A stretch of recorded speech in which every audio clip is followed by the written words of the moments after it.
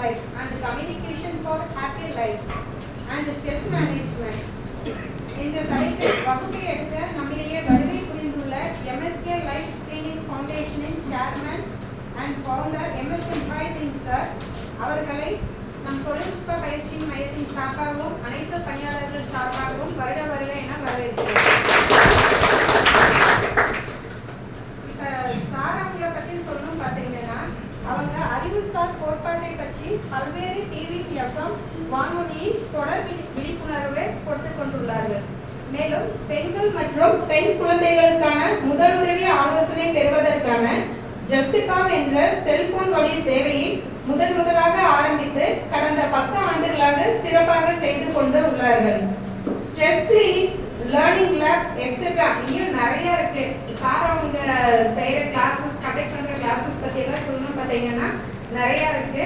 So டீட்டெயிலாக பார்த்தீங்கன்னா MSK வெப்சைட்னு இருக்கு, அதில் பார்த்தீங்கன்னா தெரியும். ஸோ நம்ம ஆஃப்டர் ரிட்டையர்மெண்ட் லைஃப் நம்மளோட மனசை எப்படி வச்சுக்கணும், உடலை எப்படி வச்சுக்கணுங்கிறத வந்து சொல்லி கொடுப்பாங்க. ஸோ இந்த கிளாஸ் வந்து ரொம்ப பயனுள்ளதாக இருக்கும். எல்லாரும் அதை பயனுள்ளதாக ஆக்கிக்கலாம். உங்களை சந்திப்பதில் எங்களுடைய நிறுவனத்தின் சார்பாக மகிழ்ச்சி அடைகிறோம். உங்களுடைய பெரும்பான்மையான வாழ்நாளை மக்களுக்காக அர்ப்பணித்துள்ளீர்கள், அப்படிதானே? யோசிச்சுட்டு இருக்கீங்க, அப்படிதானே? Very good. உங்களுடைய அந்த அர்ப்பணிப்புக்கு பின்னால் நீங்கள் ஆனந்தமாக வாழ வேண்டும் என்பதற்காக தான் எங்களை போன்ற உளவியல் நிபுணர்களை உங்களுக்கு அறிமுகப்படுத்தி வைக்கிறாங்க.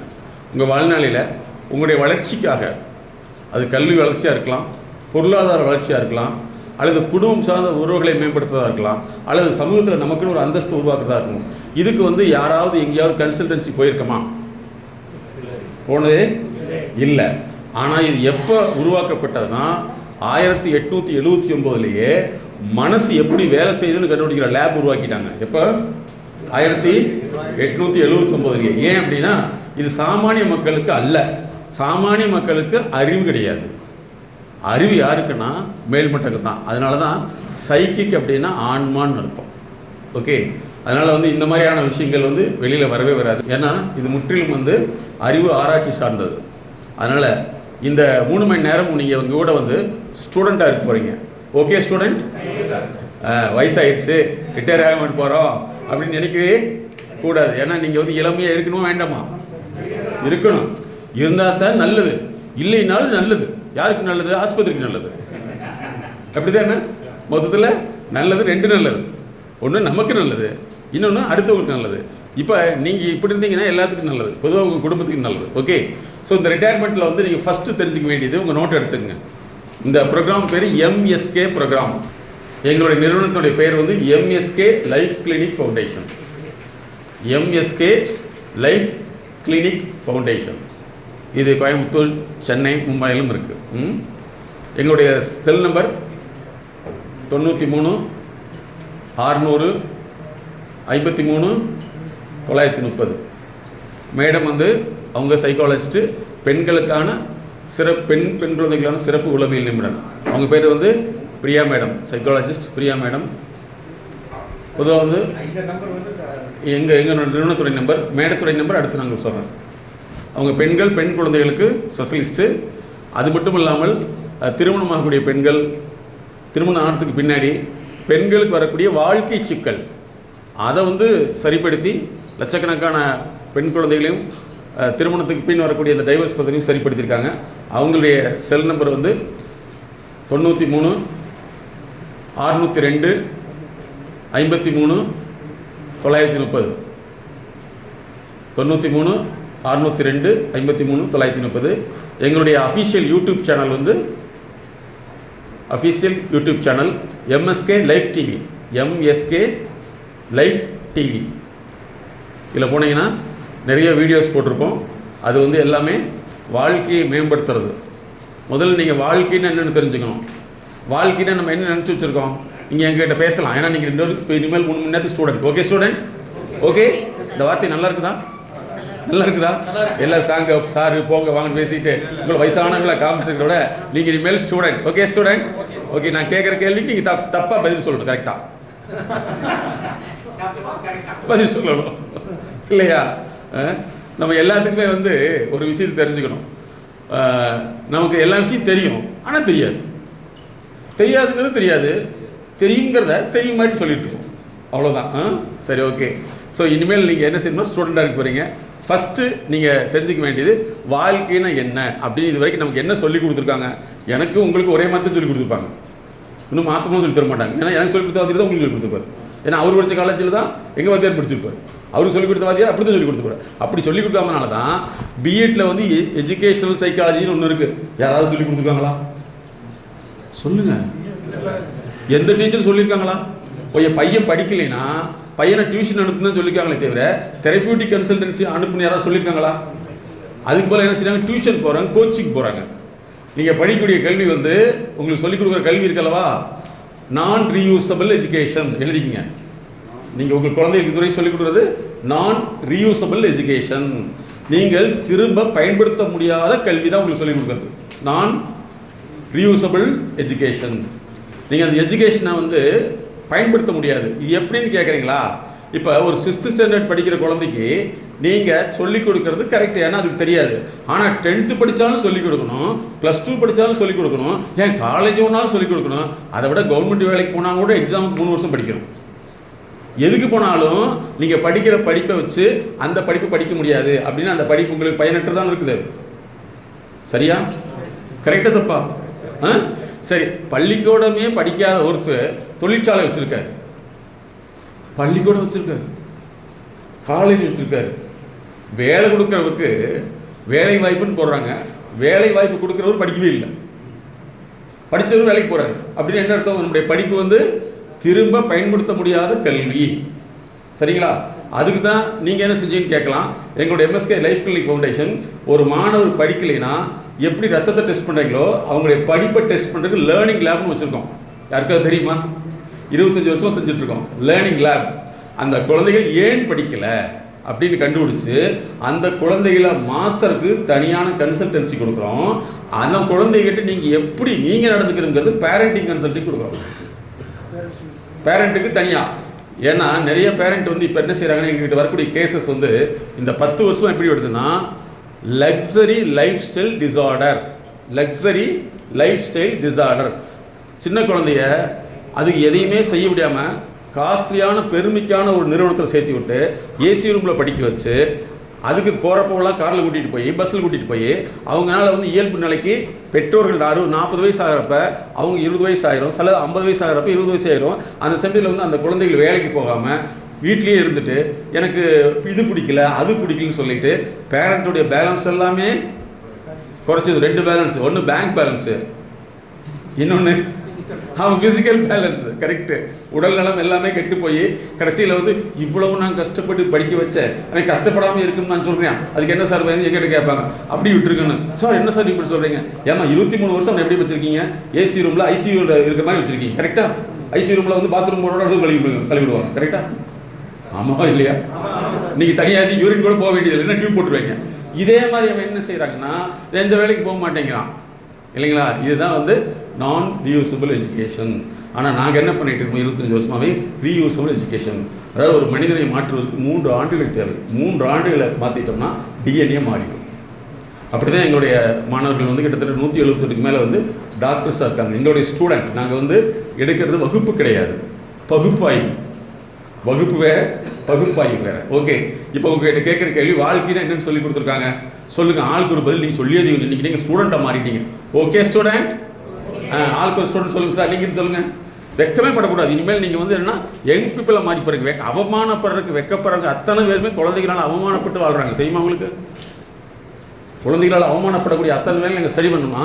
கௌரவம் பெருமைன்னு சொல்லி அந்த உலகத்தை பார்க்காத குழந்தைக்கு எல்லாத்தையும் எடுத்து கொடுத்து அந்த குழந்தைகள் தவறாக போய் அதனால வந்து இவங்க மறுபடியும் அவமானப்பட்டு சொந்தத்தை இழந்து வாழ்கிறாங்க. அதனால் நீங்கள் வந்து என்ன செய்யணும்னா அவமானம் பழகு அப்படிங்கிற மாதிரி அவமானத்தை நம்ம ஸ்பேஸ் பண்ணி பழகிட்டோம்னா நம்ம யாருனாலையும் மனநோயினால் மன அழுத்தத்தினால பாதிக்கப்பட மாட்டோம்.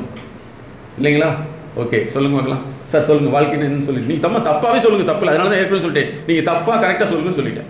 வாழ்க்கைன்னா சின்ன வயசுல என்ன நல்லா படிக்கணும், அப்புறம் ஒரு வேலைக்கு போகணும், செட்டில் ஆகணும். இதுதான் ஒரு அப்படிதான் சொல்லி கொடுத்துருக்காங்க. அப்படிதான் சொல்லி கொடுத்துருக்காங்க. உங்களை சொல்லி தப்பே இல்லை, எனக்கு அப்படிதான் சொல்லி கொடுத்தாங்க.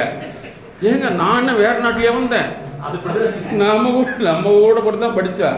ஆனால் என்ன பண்ணிட்டாங்க எனக்கு சொல்லி கூட. அப்போ தான் நான் கேட்டேன், இது என்னது புதுசாக இருக்குது இப்படின்னு கேட்குறப்ப எனக்கு ப்ரொஃபஸராக இருந்தவர், எல்லாமே இந்த படிக்கிறதுக்கு நல்லா இருக்கிறவங்க தான் வருவாங்க, நீ மட்டும்தான் மென்டலாகி வந்திருக்கீங்க எங்கள் வாத்தியார். ஆனால் அதே வாத்தியார் ரிட்டையர் பண்ணுறதுக்கு பின்னாடி எங்கள் கூப்பிட்டு சொல்கிறாரு, உண்மையிலே நான் உங்கள்கிட்ட கிளாஸ் எடுத்துக்கணும், நான் என்னை மாற்றிக்கிறதுக்கு ட்ரீட்மெண்ட் வேணும்னு கேட்டார். இதுதான் நம்மளுடைய வளர்ச்சி. சரிங்களா அக்கா, நீங்கள் சொல்லுங்கள் சார், வாழ்க்கை என்ன சொல்லி கொடுத்துருக்காங்க? வாழ்க்கைன்னா இப்போ நம்மளுடைய பொருளாதாரத்தை ஏற்ற மாதிரி நம்ம குழந்தை குட்டிங்க வளர்த்தலாம். Okay, good. அடுத்தது சார், நாம் எப்படி வளர்க்கணும் சார், நம்ம குழந்தையும் நம்மளோட கொஞ்சம் நல்லா இருக்கணும், சரி, எப்படி நம்ம இருக்கிறோமோ அதை விட குழந்தைங்க நல்லா பெஸ்ட்டாக இருக்கணும், அல்லது இருக்க வைக்கணும், இல்லை இருக்க ஏற்பாடு பண்ணி கொடுக்கணும். ஏற்பாடு பண்ணி கொடுத்தோம்னா முடிஞ்சு வச்சு அது ஆடும் இல்லைங்களா? அப்படித்தான் பாருங்கள், எத்தனை பேருக்கு மனசுக்குள்ள கஷ்டமாக இருக்குது. இன்றைக்கி நிறைய எங்கிட்ட வரக்கூடிய கேசஸ் அப்படி தான் சார். சொத்து ஏகப்பட்டது இருக்குது சார், ஆனால் சொத்தை விற்று இவன் சாப்பிட்ருக்கான் அப்படின்னு சொல்கிறாங்க. சார் நீங்கள் சொல்லுங்கள், அடுத்து ஆளுக்கு ஒரு பதில் சொல்லுங்கள், தப்பு இல்லை. என்ன வேணாலும் சொல்லுங்கள். அடுத்தது நீங்கள் சொல்லுங்கள். ஏன்னா ஐயா நீங்கள் சொல்லுங்கள், அப்படியே சொல்லிவிடுவாங்க, ஒருத்தர் சொல்லுங்கள். குழந்தைங்களாம் நல்லா இருக்கணும். Very good. அது அடுத்தது வெரி குட். எங்கள் வாத்தியார் சொல்லிக் கொடுத்தா உங்களுக்கு சொல்லிக் கொடுத்துருக்கேன். அடுத்து சொல்லுங்கள். இப்போ நான் தெரிஞ்சுக்கலாம்ல, எனக்கு மட்டுமே சொல்லிக் கொடுக்கல, நீங்கள் வந்தவங்களால இது தெரிஞ்சுட்டீங்க. வராதவங்க எத்தனை கோடி தமிழ்நாட்டு எத்தனை கோடி சேர்ந்துருக்காங்க? 7 கோடியா? 7 கோடி. நம்ம பேசுறதுக்குள்ள 7 கோடி ஆனாலும் இல்லைங்களா?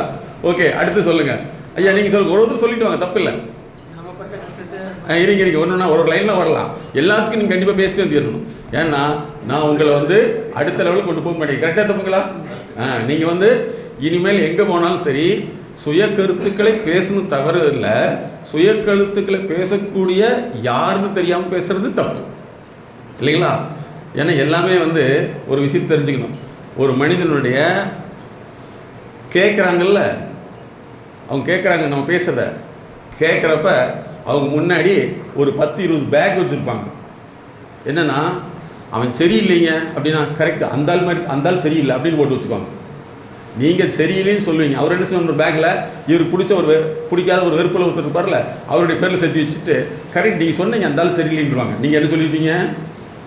சரியில்லை தான் சொல்லியிருப்பீங்க. ஆனால் அவங்க எப்படி கனெக்ட் பண்ணிக்குவாங்க? அந்தாலும் சரியில்லைன்னு சொல்லி கனெக்ட் பண்ணிக்குவாங்க. கடைசியில் யார்கிட்ட சொல்லுவாங்க?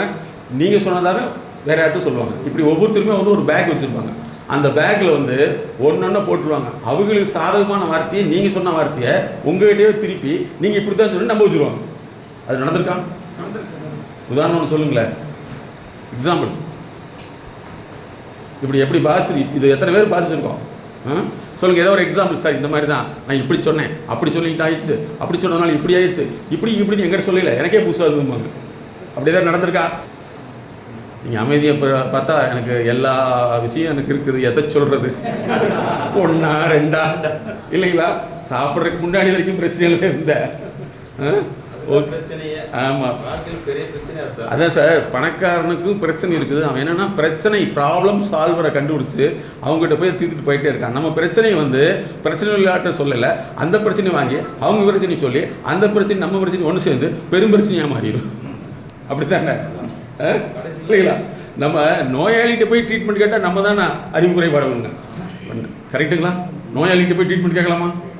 கேட்கவே முடியாது இல்லையா? ஆனால் நம்ம என்ன செய்வோம், நேராக போய் ரிட்டையர்மெண்ட்டுக்கு முன்னாடி எப்போ வாழ்க்கை ஓடுது, அதை ஏன் கேட்குறேன்? என்ன வாழ்க்கை, ஒன்றுமே சரியில்லை, இவ்வளவு சம்பாரித்து படிக்க வச்சு கஷ்டப்பட்டு வேதனைப்பட்டு படிக்க வச்சு ஒன்றும் உருப்படி இல்லை அப்படின்னா, உனக்குனாச்சு பரவாயில்ல, என் பிரச்சனை கேட்டு நீ செத்தே போயிடுவேன், இருந்தாலும் ஏன் சொல்கிறதுல நீ சாப்பிடாதுக்காக சொல்கிறேன். அப்படியா அப்படின்னு நமக்கு ஒரு பெரிய ஒன்று சந்தோஷமாக இருக்கும். இல்லைன்னா அவர் இன்னொன்று சேர்த்து கொள்வார். என்ன சொல்லிடுவாங்க, இங்கே வேறு பிள்ளைகள்லாம் சொல்லி கேட்கலனா பட்டுன்னு உதச்சிடணும், இது ஒரு ஐடியா. இன்னொன்று 10 காசு கொடுக்காம விட்டுருணும், இது 2வது ஐடியா. 3வது வீட்டை விட்டு துரத்திடும், இது 3வது ஐடியா. இன்னொன்று அவங்க யாராருக்கெல்லாம் தொடர்பு இருக்காங்க அவங்களெல்லாம் கட் பண்ணி விட்டுரும், இது 5வது ஐடியா. இத்தனை ஐடியாவை கேட்டோம்னா குடும்பம் உருப்படுமா? சொல்லுங்கள், ஒன்றுமே ஆகாது. இதுதான் நோயாளிகிட்ட போய் நம்ம கன்சல்டேஷன் எடுத்துக்கிறது. எப்பவுமே ஸ்பெஷலிஸ்ட்டை போயிட்டோம்னா அந்த வேலை சிம்பிளாக முடிஞ்சிடும். அவங்க பிரச்சனையை உள்ளார்ந்த பிரச்சனை கண்டுபிடிச்சி அதுக்கு சால்வ் பண்ணுறதுக்கு நீங்கள் இப்படி நடந்துன்னு சொன்னால் அது சரியாயிடும். அதுதான் நாங்கள் பண்ணக்கூடிய விஷயம். சரிங்களா? ஓகே, இப்போ வாழ்க்கைங்கிறது ஒவ்வொருத்தரும் ஒரு மாதிரி சொல்லியிருக்கீங்க. ஜென்ரலாக நீங்கள் தெரிஞ்சுக்க வேண்டியது பர்த்துக்கும் இறப்புக்கும் இடையே உள்ள கால இடைவெளி தான் வாழ்க்கை. பர்த்துக்கும் இதுக்கிடையில் வந்து முக்கியமான விஷயம். நீங்கள் இப்போ நீங்கள் ரத்தம் உங்களுக்கு என்ன குரூப்னு தெரியுமா தெரியாதா? சரி, ஓகே. நம்மளுடைய வாழ்க்கை தரத்தை எங்கேயாவது போய் அளந்திருக்கோமா? அப்படி யாருக்குமே சொல்லிக் கொடுக்கவே இல்லை. சொல்லவே நான் சொல்கிறதெல்லாம் வந்து என்னென்னா 300-400 வருஷத்துக்கு முன்னாடியே கண்டுபிடிச்சிட்டாங்க. இது வந்து மேல் மட்டங்களுக்கு மட்டும்தான் போகும், கீழே வந்து வரவே வராது. ஏன்னா கீழே உள்ளவங்க சொன்னால் ஏற்றுக்க மாட்டாங்க. நான் என்ன மெண்டலான்னு கேட்பாங்க. அப்படின்னு கேட்டாலும் மெண்டல் தான். கரெக்டுங்களா? யாராவது மெண்டலான்னு கேட்டாலும் நீங்கள் முடிவு பண்ணிக்கணும். கரெக்டு, அது மெண்டலே தான் இல்லைங்களா? சரி, அதாவது பர்த்துக்கும் டெத்துக்கும் இடையில் உள்ள கேப் பேர் தான் வாழ்க்கை. இந்த வாழ்க்கையில் உங்களுக்கு 4 விஷயம் நடக்கணும். என்ன விஷயம்? ஃபஸ்ட்டு வந்து எழுதிங்க. ஃபஸ்ட்டு வந்து எஜுகேஷன் உங்கள் வாழ்க்கையில் நடக்கணும். இது எல்லாமே உங்களுக்கான விஷயம்தான். ரெண்டாவது எக்கனாமி, பொருளாதாரம் வளர்ச்சி இருக்கணும். ரெண்டாவது என்னது? பொருளாதார வளர்ச்சி. மூன்றாவது உங்களுக்குன்னு சமுதாயத்தில் ஒரு தனி அந்தஸ்து. நாலாவது உளவியல் ஆரோக்கியம். நாலாவது என்னது? உளவியல் ஆரோக்கியம். உடலியல் ஆரோக்கியங்கிறது உங்களுக்கு சளி பிடிச்சாலும், தலைவலி வந்தாலும், காய்ச்சல் வந்தாலும் உடனே டாக்டர்கிட்ட போயிடுவீங்க. ஆனால் பதட்டமாக இருக்குது, பயமாக இருக்குது, எனக்கு வந்து படிப்பு வரல, அல்லது வந்து நான் மற்றவங்க மாதிரி பேச முடியல, எனக்குன்னு ஒரு வாழ்க்கையை உயர்த்திக்க முடியுங்கிறது யாருக்கு போகணும்னு தெரியாது. அதுதான் உளவியல் ஆரோக்கியம். சரிங்களா? அப்போ 4 விஷயம். ஒன்று கல்வி, இரண்டாவது பொருளாதாரம், சமூக அந்தஸ்து, அதுக்கடுத்து வந்து உளவியல் ஆரோக்கியம். இது இருந்ததுன்னா உங்களுக்கு தலைவலி வராது, பிளட் ப்ரெஷர் வராது, சர்க்கரை வியாதி வராது. ஏன்னா சர்க்கரை வியாதி காரணம் மன அழுத்தம்னு சொல்லுவாங்க. கரெக்டாக? சரி, யாராவது மன அழுத்தத்தை குணப்படுத்த ட்ரீட்மெண்ட் போகணும்னு சொல்லியிருக்காங்களா? சொல்ல மாட்டாங்க. ஏன்? Very good. அவர் கரெக்டாக சொல்கிறார். அவங்களுக்கு என்ன வேணும்? பேஷண்ட்டு வேணும், சர்க்கரை வேணும். இல்லை, சர்க்கரை பேஷண்ட்டு வேணும். ஓகே, இதெல்லாம் வெளியே சொல்லிடாதீங்க. சில விஷயங்கள் என்ன செஞ்சுக்கணும், நம்ம தான் அனுபவிக்கணும். இந்த 4 விஷயம் இருக்குது பார்த்தீங்களா? 4ல் குறைபாடு ஏற்பட்டால் தான் உங்கள் வாழ்க்கையில் வந்து அழுத்தம் ஏற்படும். எழுதிங்க, வாழ்க்கை அழுத்தம். இந்த மன அழுத்தங்கிற வார்த்தையை நாங்கள் சொல்லக்கூடாது. ஏன்னா மூளை சரியில்லைன்னு சொல்ல போகிறதில்ல, மூளைக்குள்ளே என்ன பிரச்சனைன்னு சொல்கிறோம். அது மாதிரி மனசுக்குள்ளே என்ன இருக்குன்னா, மனசுக்குள்ளே இருப்பது அறிவு. எங்களுடைய கோட்பாடு என்னென்னா, அறிவே மனம். அதுதான் எம்எஸ்கே தியரி. என்னது? அறிவே மனம். உங்கள் மனசுக்குள்ளே என்ன இருக்குது? அறிவு இயங்குது. சரிங்களா? ஓகே. அப்போ உங்களுக்கு இந்த 4ல் 1 ஏற்படையில் வந்து ஃபஸ்ட்டு வந்து என்ன வரும் அப்படின்னா, இந்த வாழ்க்கை அழுத்தம் வரும். வாழ்க்கை அழுத்தம் வந்துச்சுன்னா உங்களுக்கு என்னென்ன சிம்டம் வரும்னு கேட்டுங்க. அதனுடைய நோய் சிம்டம் என்னென்னா, தூக்கமின்மை. ஃபஸ்ட் நோட் எழுதிங்க, தூக்கமின்மை. இரண்டாவது நெஞ்சு படபடப்பு, அடிக்கடி படபடப்பு. ஆர்வம் இன்மை. ஒன்று இல்லைன்னா அதீத செயல்பாடு. ஒன்று ஆர்வ இன்மை, இன்னொன்று அதீத செயல்பாடு. அதுக்கடுத்து அழுகை, இன்னொன்று கோபம். இது 2ல் ஏதோ ஒன்று வரும். ஒன்று அழுகை, இன்னொன்று கோபம். அதுக்கடுத்து வந்து நம்ம எல்லாருமே வந்து சிரிக்கிற மாதிரி நடிப்போம், உள்ளுக்குள்ளே அழுவோம். அதுக்கடுத்து பசி இன்மை அல்லது அதீத பசி. 2 விஷயம், பசியின்மை அல்லது அதீத பசி. அதற்கடுத்து எது சொன்னாலும் மறந்துடுறது, அடிக்கடி மறந்துடுவோம். யாரின் மீதும் நம்பிக்கை இருக்காது, நம்பிக்கையின்மை. யார் மீதும் நம்பிக்கையின்மை. அதற்கடுத்து எனக்கு ஏன் இப்படி நடந்தது,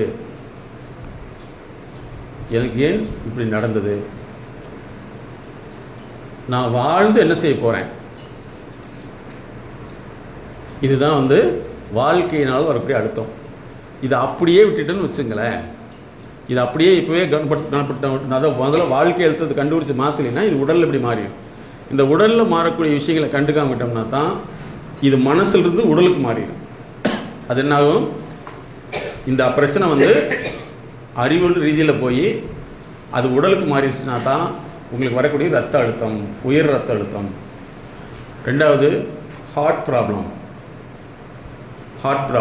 இப்போ நாங்கள் வரையில் ஒரு ஃபோன் வருது, இவங்க போய் பிபி செக் பண்ணியிருக்காங்க. பிபி செக் பண்ணிவிட்டு உங்களுக்கு ஹார்ட் அட்டாக் வந்திருக்கணுமேனு கேட்டிருக்காங்க.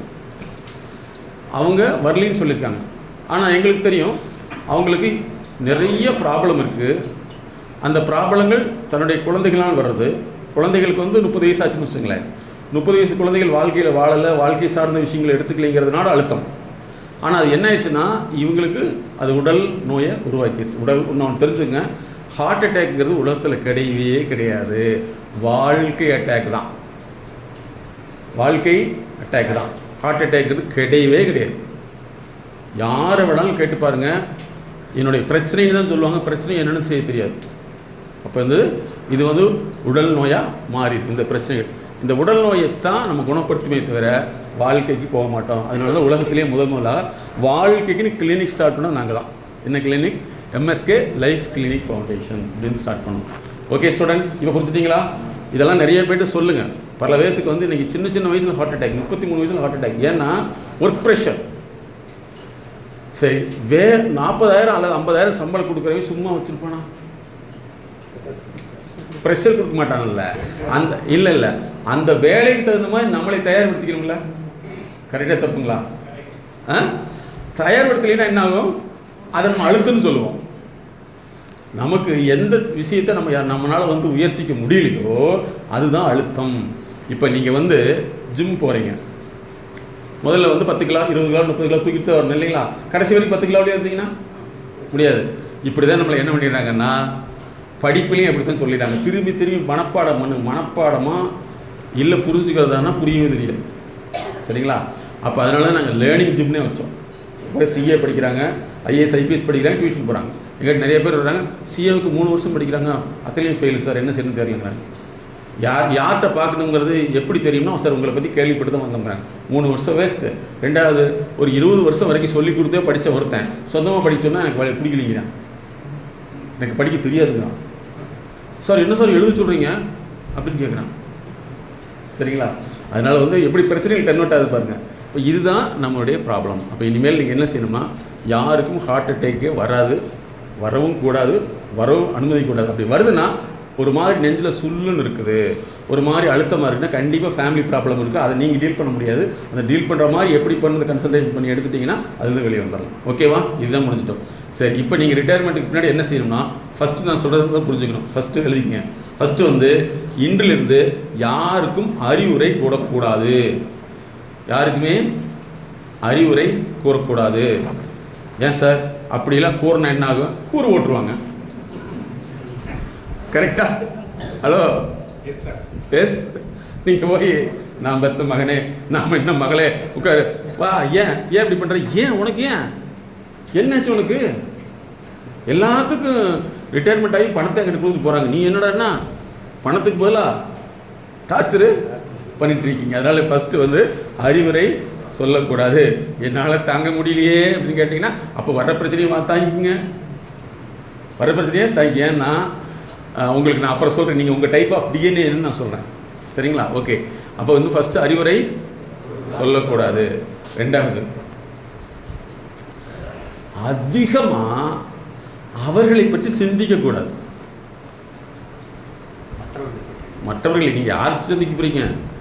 அனில் அம்பானி சிந்திக்க போகிறீங்களா, அத்வானி சிந்திக்க போகிறீங்களா, அல்லது அதானி சிந்திக்க போகிறீங்க? நம்ம குழந்தைகளை பற்றி தானே சிந்திப்போம். அதீதமாக சிந்திக்கக்கூடாது.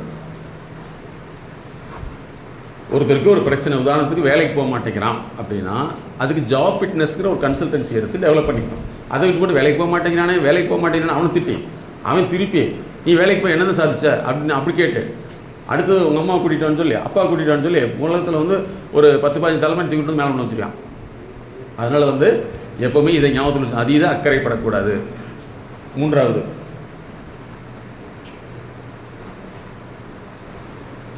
எப்போவுமே உறவுகளிடத்தில் புலம்பக்கூடாது. உறவுகளுக்கு நான் சொந்தக்காரங்க கேட்டேன், புலம்பினீங்கன்னா என்ன ஆகுன்னு உங்களுக்கு இது வரைக்கும் தெரிஞ்சிருக்கும். அப்படி ஏதாவது தெரியாமல் இருக்கீங்களா சார்? சொந்தக்காரங்கிட்ட புலம்பினீங்க என்ன ஆகும்?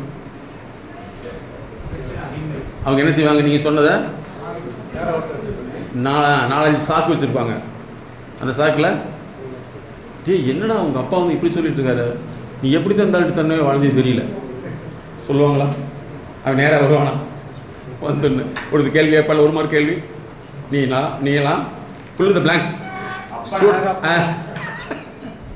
அப்படா நாகப்படா இல்லையா சொல்லுவாங்களா? நீங்கள் இதுக்கு ஒரு மாதிரி கேள்வி எஸ்ன்னு பதில் சொல்ல முடியுமா? கோடிட்டு இடங்களை நிரப்புக்கிற மாதிரி அதுக்குள்ளே நம்ம நிரம்பிடும் நெஞ்செல்லாம் இல்லைங்களா? ஸோ ஃபஸ்ட்டு இதை தெரிஞ்சுக்கணும். அதுக்கடுத்து வந்து எப்போவுமே ஒன்று தெரிஞ்சு இந்த விஷயம் கஷ்டமாக இருந்தாலும் சரி, நம்ம மாதிரியே உள்ளவங்க கூட சேரவே கூடாது. ஏன்னா இப்போ நீங்கள் எல்லாம் இந்த ப்ரோக்ராம் எம்எஸ்கே ப்ரோக்ராம் அட்டன் பண்ணிட்டீங்க, நீங்கள் தெரிஞ்சுக்குவீங்க. இது தெரியாதவங்க இருக்காங்க பார்த்தீங்களா, அவங்க என்ன செய்வாங்கன்னா வாழ்க்கையை வந்து ஒன்று எப்படி செயல் பண்ணுங்கிறத விட கஷ்டங்கிற மாதிரி அவங்க சொல்லி நம்மளே கஷ்டப்படுத்திடுவாங்க. அப்போ இந்த விஷயத்தில் ரொம்ப ஜாக்கிரதையாக இருக்குது. நீங்கள் வந்து ரிட்டையர்மெண்ட்டுக்கு முன்னாடி கண்ணில் எதை பார்க்குறீங்கன்னு கரெக்டாக பார்க்கணும், காதில் எதை கேட்குறீங்கன்னு கரெக்டாக கேட்கணும். எல்லா கண்ணையும் காதையும் திறந்து விட்டிங்கன்னா எல்லாமே தப்பாக போயிடும். அப்போ வந்து 3 விஷயம், இன்னும் அறிவுரை சொல்லக்கூடாது, அடுத்தது அக்கறைப்படக்கூடாது, அதுக்கடுத்து உறவுகள்கிட்ட குழம்பக்கூடாது. உறவுகளை வந்து நல்லா தெரிஞ்சு, உறவுகள் உங்கள்கிட்ட என்ன எதிர்பார்க்குது, அதாவது சொந்தக்காரங்க உங்கள்கிட்ட என்ன எதிர்பார்க்குறாங்க அப்படிங்கிற ஒரு கேள்வி கேட்டால் என்ன பதில் சொல்லுவீங்க? காசு, அப்படித்தானே? காசு நோட் பண்ணி அவங்க முக்கியமானது காசு கேட்பாங்க. அப்போ 2வது அரவணைப்பு, அன்பு. உங்கள் வேலையை விட்டு போட்டு உங்கள் போய் செய்யணும், கரெக்டா? எல்லா நாளும் செஞ்சு ஒரு நாள் போகலினா இதுதான் உன்னை பிடிக்கலன்னு சொல்கிறது அப்படிடுவாங்க இல்லையா? உறவுகள் உங்கள்கிட்ட எதிர்பார்க்கறது நீங்கள் சொன்ன முதல் விஷயம் அதுதானே தவிர அறிவுரை அல்ல. உறவுகளுக்கு அறிவுரை இல்லை, அப்படி கொடுத்தா தொல்லை. ஓகேவா? இப்படி தானே தொல்லை. அவங்ககிட்ட காசு கொடுத்தீங்கன்னா உங்களுக்கு திரும்பி வருவது இல்லை, கரெக்டா? அப்படி ஒரு காசு கொடுக்கன்னு நினச்சிங்கன்னா நீங்கள் முடிவு பண்ணிக்கணும், இந்த காசு வரவே வராது அப்படின்னு நினச்சி கொடுத்துட்டீங்கன்னா அப்பாடி நிம்மதி இருக்கலாம். கொடுத்து போட்டு தருவாரா, வட்டி தருவாரா, வாட்டி எடுத்து தருவாரா? ஆமாம், கடைசியில் வந்து எதுவுமே இருக்காது. அதனால் நீங்கள் வந்து உறவுகள் உங்கள்கிட்ட எதிர்பார்க்கறது வந்து எல்லாத்தையும் என்ன கவனிச்சுக்கோ. அரவணைப்பா, சார் சொன்ன மாதிரி அரவணைப்பா எரி, அன்பா எரி. இதுக்கு மாற்றமாக செஞ்சால் நீ சரியில்லை அப்படி தானே சொல்லுவாங்க. வர்றப்பெல்லாம் வந்து அன்பே ஆறுயிரே அப்படின்னு சொல்லிட்டு பின்னாடியே சுற்றிட்டு இருந்தீங்கன்னா குட், வெரி குட். ஒரு நாள் போகலின்னா முன்ன மாதிரிலாம் நீ இல்லை, உனக்கு என்னாச்சுன்னு தெரியல. ரிட்டையர் ஆனதுக்கு முன்னாடி மாறிடுச்சு. பிகாஸ் பணம் எல்லாமே பணம் பாருங்க எப்படி மாத்துச்சுன்னு சொல்லி போட்டு அப்படின்னு சொல்லுவாங்க, சரிங்களா? அது இப்போ உங்களுக்கெல்லாம் பார்த்தீங்கன்னா நிறைய வந்து பட்ஜெட் போட்டு வச்சுருப்பாங்க இல்லையா? இவர் இவ்வளவு, அவர் இவ்வளவு. நிறைய பேர் இப்போ தான் தொழில் சேரக்கு ஆசை வரும். நீங்கள் ஒரு வேளை மச்சானாக இருந்தீங்க அப்படின்னு, நல்லது மாமனாராக இருந்தீங்கன்னு வச்சுங்களேன்னு சொல்லுவாங்க, ஓ மச்சான் பார்த்தீங்களா கடவுள் எனக்கு கொடுத்துட்டான், இந்த மாதிரி மச்சான் உலகத்தில் யாருமே கிடையாது, ஒரு 20 லட்சத்தை மட்டும் கட்டணா வெட்டிடுவேன் இல்லையா? ஸோ இந்த மாதிரி இருக்குது. அதனால் உறவுகள் வந்து உங்கள்கிட்ட எதிர்பார்க்குறது வந்து நீங்கள் ஒரே விஷயம் காசு தான். அறிவுரை உறவுகளுக்கு சொல்லவே சொல்லாதீங்க, அதையும் நீங்கள் மாற்றிக்கணும். அதே மாதிரி நீங்கள் நல்லா இருக்கிறதா காமிச்சிக்க கூடாது. முக்கியமான கொஸ்டின் தான். இல்லை நல்லா இருக்கு, ஏன் சரியில்லை அப்படின்னா பரவாயில்ல, உனக்கு நோய் தானே, பரவாயில்ல, வெரி குட், டேட் முக்கியம். இப்போ நான் இப்போ அப்படின்னீங்கன்னா வர்ற ஒரு நோயும் இல்லாமல் இருக்கான், ஆண்டவனே இவனெல்லாம் இப்படி வச்சிருக்கியே சொல்லுவாங்களா, சொல்லப்பட்டாங்களா இல்லையா? அப்படி இன்னும் சொல்லுவாங்க, கண்ணு மாதிரி ஆண்டு இருக்கான், என்னது காங்கிரீட்டை நம்மளாம். அதனால ஆரோக்கியத்தையும், அதாவது உடல் ஆரோக்கியம், மன ஆரோக்கியத்தை வந்து உறவினர்கிட்ட சொல்லவே கூடாது. ஏன்னா எல்லாமே அப்படி இல்லைன்னு எனக்கு எதிர்பார்க்க முடியாது. ஆனால் ஒருத்தர் நல்லவங்களா இருப்பாங்க, அந்த ஒருத்தர் சுற்றி இருக்கிறவங்க அத்தனை பேருமே எப்படா பக்கத்து வீட்டில் வந்து செய்தி வரும் போகலாம், கரெக்டா? ஸோ இந்த விஷயத்தை மனசில் வச்சுக்கணும். ஓகே ஓகே ஸ்டூடெண்ட், அப்போ என்னென்னு சொல்லுவீங்க? ஃபஸ்ட்டு வந்து அறிவுரை, அதாவது ஒரு உடல் நோயாளியை எப்படி பார்ப்பீங்களோ, அவனுக்கு வேலைக்கு போகலை, குடும்பத்தில் பிரச்சனை, அந்த பொண்ணு வாழலை, அல்லது கல்யாணத்துக்கு மறுக்குது, அல்லது காதலிக்குது, அதை காதலிச்ச பின்னாடி பார்த்தீங்கன்னா இந்த மாதிரி சொல்லுதுன்னா அது ஒரு பிரச்சனை. அந்த பிரச்சனைக்கு தீர்வு அந்த சம்மந்தப்பட்ட நிபுணர்களை அணுகி முதல்ல நம்ம கன்சல்டேஷன் எடுத்து அதை அடாப்ட் பண்ணிட்டு போயிட்டோம்னா பிரச்சனை சால்வ். காலில் புண்ணு இருக்குது, நானே வா அறுத்துடுறேன், அருகாமனை கொண்டு வா, இது என்ன பெரிய விஷயம், அவங்களுக்கு டாக்டர் அறுக்கிறேன், நானும் இருக்கிறேன், கடையில் போய் கட்டு போட்டால் முடிஞ்சு அப்படின்னு சொன்னீங்கன்னா என்ன ஆயிரும்? இது மாதிரி தான் உடல் பிரச்சனை எப்படியோ அதே மாதிரி வாழ்க்கை பிரச்சனை, மனப்பிரச்சனை கிடையாது, வாழ்க்கை பிரச்சனை. 4 ஏரியாவில் தான் ஒரு பிரச்சனை. ஒன்று கல்வி, பொருளாதாரம், உளவியல் சார்ந்த உடல் ஆரோக்கியம், அதுக்கடுத்து வந்து சமூக அந்தஸ்துனா கல்யாணம் சார்ந்தப்பட்ட விஷயம். ஓகேங்களா? ஓகே ஸ்டூடெண்ட், ஸோ இனிமேல் வந்து நீங்கள் கிளியர் ஆயிடுவீங்க. இந்த 4 விஷயத்தை அதிகமாக ஃபாலோ பண்ணணும். சரிங்களா? எப்பவுமே வந்து மற்றவர்கள் நம்மளை விட அதாவது நம்ம வந்து மற்றவர்களோட முன்னேறி போயிடுவோங்கிறது அவங்களுக்கு எல்லாத்துக்கும் ஒரு கவலையும் பதட்டத்தையும் உண்டாக்கிடும். அதனால் அவங்க முன்னாடி என்ன செய்யணும்? யூஸ்ஃபுல்லாக போயிடும். புதிய நண்பர்களை தேடணும். அப்போ தான் நமக்கு தெரியும் நம்ம எங்கேயெல்லாம் வீக்காக இருக்குன்னு சொல்லி. ஓகே, இன்னைக்கு தான் உங்களுடைய ஃபர்ஸ்ட் நாள் ப்ரோக்ராம், அப்படி தானே? எத்தனை வருஷத்துக்கு முன்னாடி இதை கேட்டிருக்கோம் இல்லையா? பழைய இளமை காலத்துக்கு போன ஃபீலிங் இருக்காது, வருதா? வந்துருச்சா? மலரும் நினைவுகள். ஏன்னா நம்மளை அப்படியே தான் வச்சிருப்பாங்க இல்லையா? நம்ம வந்து அந்த லெவலுக்கு போகவே விட மாட்டாங்க. Okay good. உங்கள் நோட் எடுத்துட்டீங்களா? நீங்கள் எல்லாமே கரெக்டாக ஒளிமறைவு இல்லாமல் எழுதணும். இப்போ 2 பேர்த்த வாங்குன்னு சொல்கிறப்போ வந்து உங்களால் வர முடியாததுக்கான குறைஞ்சபட்சம் 5லிருந்து 10 காரணம் வரைக்கும் உள்ளுக்குள்ளே போட்டு எடுத்து பாருங்கள், வருதான்னு பாருங்கள், மண்டைக்குள்ளேருந்து வருதான்னு பாருங்கள். எத்தனை பாயிண்ட் வருது எழுதுங்க. ஒரு 5 மினிட் டைம் எடுத்துங்க. அதுக்கடுத்து 4 பேருக்கு ஒரு ஹோம்ஒர்க் இருக்குது, உங்களுக்கு மட்டும் இல்லை அவங்களுக்கு இருக்குது. நீங்கள் கூப்பிடணும், ஏன் உடனே வந்துட்டீங்க, அதுக்கு ஒரு 5லிருந்து 10 காரணம் எழுதுங்க. ஓகே, எழுதுங்க பார்க்கலாம். சரி, இப்போ எழுதுங்க. இப்போ ஒன்று கேட்டுங்க. இப்போ நாங்கள் நிறைய ஸ்டூடெண்ட்டுக்கிட்ட பார்க்குறோம், ஈவன் காலேஜ் படிக்கிற ஸ்டூடெண்ட்டு, சிஏ படிக்கிற ஸ்டூடெண்ட்டு, IAS IPS படிக்கிற ஸ்டூடெண்ட்டு, இன்ஜினியரிங் படிக்கிறவங்க, ஈவன் மெடிக்கல் படிக்கிற ஸ்டூடெண்ட்டையும் பார்க்குறேன். அவங்களுக்கு வந்து எழுதுறதுக்கு பிடிக்க மாட்டேங்குது. அது வந்து டைகிராஃபியான்னு ஒரு நோய். அவங்க வந்து எழுத சொன்னால் எழுதவே மாட்டாங்க. இன்றைக்கி காலேஜிலாம் பெரிய பிரச்சனையாக இருக்குதுன்னா எக்ஸாம் கூட எழுத மாட்டேங்கிறாங்க, ஒரு எழுத்து 2 எழுத்து எழுதுறாங்க. அதனால தான் கவர்மெண்ட் பார்ட்டி என்ன செஞ்சுன்னா, வேண்டாம் இந்த கம்ப்யூட்டர் சீட் ஒன்று கொடுத்துடலாம் அப்படின்னு சொல்லி அதில் டிக்கு அல்லது இன்னும் சொல்ல போனால் ரவுண்டு ஷேடு பண்ணுற அளவுக்கு கொண்டு வந்துருச்சு. இப்போ இவங்க ஷேடு பண்ணுறவங்களுக்கு இருக்குங்கிறீங்களா? அறிவு இருக்கவே இருக்காது. ஏன்னா எழுதுறதுக்கே விரும்புறதில்லை. இன்னும் சொல்ல போனால் படிக்கவே பிடிக்க மாட்டேங்குது. அது இப்போ லேட்டஸ்ட்டாக வந்து டிஜிட்டல் மீடியாவில் தான் ஹோம்ஒர்க் கொடுக்குறாங்க. இவங்க டிஜிட்டல் மீடியாவில் ஹோம்ஒர்க் பண்ணுறாங்க. என்ன ஹோம்ஒர்க்கு? ரீல்ஸ் பார்க்குறது இல்லையா, வாட்ஸ்அப்பில் சேட் பண்ணுறது, ஆர்டர் பண்ணுறாங்க இல்லையா? அப்போ இந்த எழுத பிடிக்கலைங்கிறது வந்து நீங்கள் ஒரு குழந்தைகள் யாராவது அல்லது பெரியவங்களாவது எழுத பிடிக்கலாம், டைகிராஃபியான்னு ஒரு நியூரோ டிசார்டராக கன்வெர்ட் ஆகிடும்.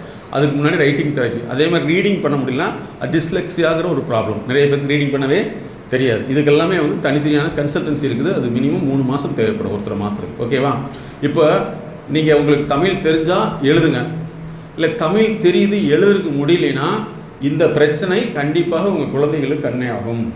50% DNA ப்ராப்ளம் பெற்றோர்களுக்கு வந்து குழந்தைகிட்ட போகுது. சரிங்களா? அது இந்த வயசில் உங்களுக்கு தெரியாது, இன்னும் கொஞ்சம் நாளான முன்னாடி அது தெரிய ஆரம்பிச்சிடும். அப்போ இதை மாற்றணும். அதனால் நீங்கள் என்ன செய்வீங்கன்னா, உங்களுக்கு எழுத தெரிஞ்சால் எழுதுங்க, எழுத தெரியலனா நோ ப்ராப்ளம், மனசில் சொல்லி வைங்க, நான் கேட்குறப்ப பதில் சொல்லுங்கள். நீங்கள் இங்கே வராததுக்கான ஒரு 10 காரணங்கள், நீங்கள் வந்ததுக்கான ஒரு 10 காரணங்கள் தமிழ்லேயே எழுதலாம். இல்லை வேறு லாங்குவேஜ் தெரிஞ்சால் எது வேணாலும் எழுதிக்கலாம். ஏன்னா நீங்கள் தான் படிக்க போகிறீங்க, நீங்கள் தான் சொல்ல போகிறீங்க. ஓகே ஸ்டூடெண்ட், எழுதுங்க. கிளாஸ் ஒர்க் கொடுத்த மாதிரி ஹோம்ஒர்க் கொடுத்த மாதிரி இல்லையா? அது சிலபஸ், இது பலபஸ்.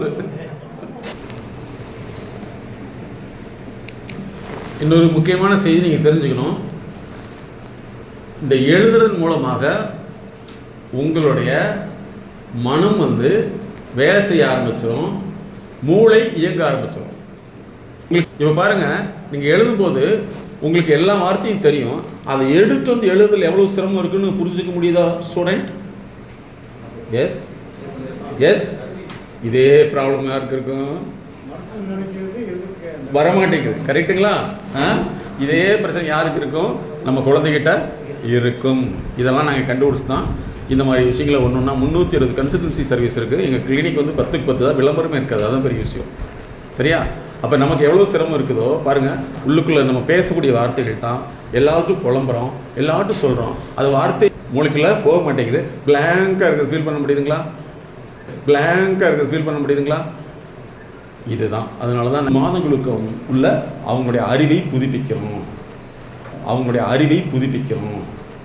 அதாவது சிலந்தி பூச்சி இருக்கு இல்லைங்களா, அந்த சிலந்தி பூச்சி ஒரு குறிப்பிட்ட நாளைக்கு பின்னாடி தன்னுடைய உடம்பை வெடித்து புதுசாக ஒன்று மாற்றிக்கும்.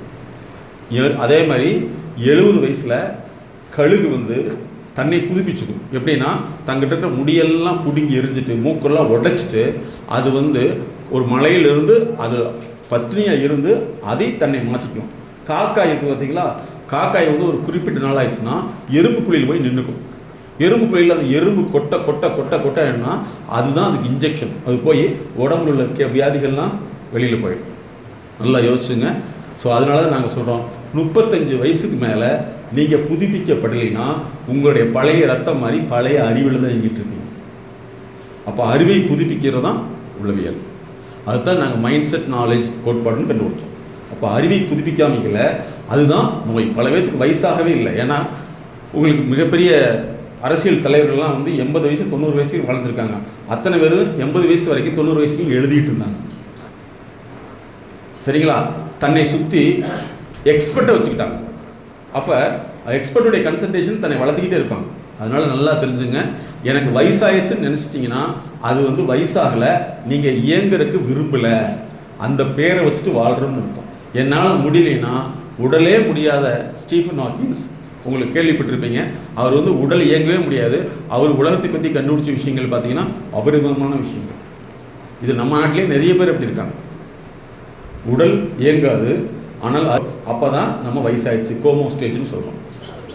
கோமோங்கிறது வந்து அறிவு இயங்காத நிலையினால் மூளை வேலை செய்யாது. அதனால் வயசுங்கிற விஷயத்தை இனிமேல் மறந்துடணும். நீங்கள் இன்னையிலும் ஸ்டூடெண்ட்டாக மாறிட்டீங்க. இனிமேல் மறந்துடணும். நீங்கள் இன்னையிலும் ஸ்டூடெண்ட்டாக மாறிட்டீங்க. உங்களுக்கு வயசு வந்து 16, ஆனால் வெளிப்பட்டு சொல்லிடக்கூடாது. Okay student? ஓகே. வீட்டில் போய் இப்படி சொன்னீங்கன்னா அவ்வளோதான். நேற்று வரைக்கும் நல்லா தான் என்னாச்சு? ஆமாம், என்னவோ மாறிட்டீங்களா இருக்குது. பின்னாடி யாராவது இருப்பாங்களோ இல்லையா? கோயிலுக்கு போய் மந்திரிச்சு விடணுமோ, இல்லை ஏர்வாடியில் 80 நாளைக்கு கட்டி வைக்கணுமா, இப்படிலாம் வரும். அதனால சில விஷயங்கள் வெளியே சொல்லக்கூடாது. ஒருவேளை வந்து இந்த எம்எஸ்கேங்கிற ஒரு ப்ரோக்ராம் நடந்துன்னு சொன்னோன்னா அவங்கள நீங்கள் அப்படி மாற்றிட்டு உங்கள் மிஸ்ஸஸ்ட்டை போய் வந்து ஓ வாழ்க்கை துணையே இந்த மாதிரி நம்மளால இளமையாக இருக்கலாம்னா அப்படி ஒரு நக்கலான ஒரு வார்த்தை போடுவாங்க. அது அவங்களுடைய இயல்பு. அப்படி போடலின்னு மதிப்பு இருக்காது. அதனால் நீங்கள் அவங்களே மாற்றிக்கிட்டிங்கன்னா ஆட்டோமேட்டிக்காக ப்ராப்ளம்லாம் ஆகிடுவீங்க. ப்ராப்ளம் இல்லாமல் சரியாயிருவீங்க. தெரிஞ்சுங்களா? இப்போ பாருங்க, நம்ம ஒரு வார்த்தையை வந்து வெளிப்படுத்துறதுக்கு எவ்வளோ கஷ்டமாக இருக்குன்னு சொல்லிட்டு இல்லைங்களா? இதே மாதிரி தான் அவங்களுக்கு இருக்கும். இது வந்து காலகாலமாக இப்படி தான் நடந்துட்டு இருக்குது. ஆனால் அரச பரம்பரையில் உள்ளவங்க வந்து 3 வயசுலேருந்தே வந்து எங்களை மாதிரி ஸ்பெஷலிஸ்ட்டை வச்சு அவங்க டெவலப் பண்ணிகிட்டே வருவாங்க. அதனால தான் உங்களுக்கு கோயம்புத்தூர் யார் இருக்கீங்க? அங்கே ஒரு பில்டிங் இருக்குது தெரியுமா? அந்த பில்டிங் யார் கட்டணும் தெரியுமா? இருக்குது தெரியுமா? அந்த பில்டிங் யார் கட்டணும் தெரியுமா? எந்த வருஷம் தெரியுமா? 1892, 86 1890 சமயத்தில் விக்டோரியா அம்மா வந்து சொன்னக்கூடிய பாலிசி ஃபிலாசபி இன்னைக்கு பேரன் பண்ணிட்டு இருக்காப்புல. யோசிச்சு பாருங்க. அவங்க சொத்து சம்பாதிக்கல, அறிவு சம்பாதிச்சாங்க. அறிவு வச்சு சொத்து வந்தது. நம்ம என்ன செய்கிறோம்? அறிவு விட்டு போட்டு வேலை செய்கிறோம். அப்போ இனிமேல் நம்ம அறிவு சார்ந்த விஷயங்களை தெரிஞ்சுக்கணும். ஓகேவா? இப்போ எழுதிட்டீங்களா? சரி. இல்லைங்க, ஒரு யாருக்கு போர்டில் எழுதுறதுக்கு நல்லா வரும்? போர்டில் எழுதுறதுக்கு நல்லா வரும். போர்டில் எழுதுறதுக்கு யாருக்கு தெரியும்? வாங்க, நீங்கள் வாங்க. இப்போ இனிமேல் எதை கூப்பிட்டாலும் நீங்கள் முன்னாடி வந்துடணும். Okay student? ஓகே. அப்படி இல்லைன்னா நீங்கள் உங்கள் குழந்தைகிட்ட எதிர்பார்க்கவே கூடாது. ஒரு எடுத்துங்க. ஏன் நம்ம முன்னாடி வர முடியல அப்படிங்கிறதுக்கு வந்து ஒருத்தர் எழுதுகிற காரணங்களை சொல்லுங்கள். அந்த காரணங்களை ஒன்று எழுதிக்குவாங்க. அதே காரணங்கள் எழுதுகிற வச்சுன்னா +1 போட்டுக்கணும். ஐயா புரியுதுங்களா உங்களுக்கு? ஒரு காரணத்தை சொல்லி எழுதிக்கணும். அந்த காரணம் மாதிரி இன்னொரு காரணம் இன்னொருத்தர் அதே மாதிரி சொன்னாங்கன்னா அது கூட +1 போட்டுக்கணும். ஓகே, நீங்கள் எழுதி சொல்லுங்கள் சார். எழுதிங்க. தயக்கம். ஒன்று வந்து தயக்கம். அடுத்த காரணம் சொல்லுங்கள் சார். தயக்கம். அருமையாக எழுதுறீங்களே, வாத்தியாராக இருப்பீங்களோ? பயம். இல்லை, ஒருத்தர் உங்கள் லைன்லாம் சொல்லணும். இங்கே பயம், வெக்கம். பார்த்தீங்களா? இருக்குல்ல, நிறைய இருக்குது. வெக்கம் அடுத்தது வந்துச்சு அதுக்குள்ள எழுத சரி அவர் 3க்கு மேலே எப்போவும் இல்லை 3க்கு இருந்தால் போச்சு ஐயா நீங்கள் சொல்லுங்கள் ஏதாவது சொல்லியிருக்காங்களா? சரி இது கரெக்டு தயக்கம் சார். தயக்கம் +1 போட்டுங்க அது 1 சேம் அதே. நீ தான் எழுத போயிட்டீங்க முன்னாடி நீ எதுக்கு கைக்கு போட்டு இல்லை இருக்குது கரெக்டா பரவாயில்ல காரணம்னா மனசுல இருக்கிறது தான் சரியா வெரி குட் பேச முடியாது, நமக்கு எழுத முடியாது. இப்போ முதல்ல ஒரு பாயிண்ட் சொன்னீங்க என்ன பாயிண்ட்டு இது சார். ஃபஸ்ட்டு பாயிண்ட் சொன்னீங்களே அதான் தயக்கம் சார். தயக்கம் அப்புறம் பயம் அடுத்தது ஆஹ், நல்ல ஒரு பாயிண்ட் சொன்னீங்க ஏதாவது சொல்லிடுவாங்களான்னு சொல்லி சொன்னீங்களே நான் சொல்றேன் சார் ஆ. ஏதாவது கூறி விடுவார்களோ அப்படின்னு அது எழுதிங்க முக்கியமாக ஏதாவது சொல்லி விடுவாங்களோன்ற ஒரு பயம் ஆமாம்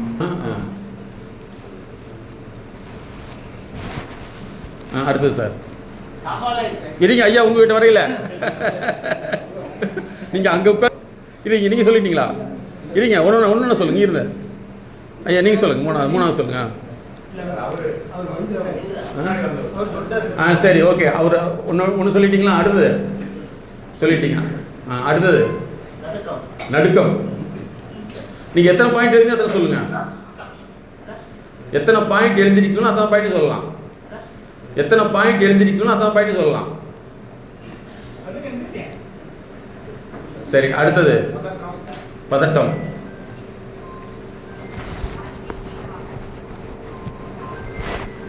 அடுத்தது சார் அப்படி சொல்லிட்டே வாங்க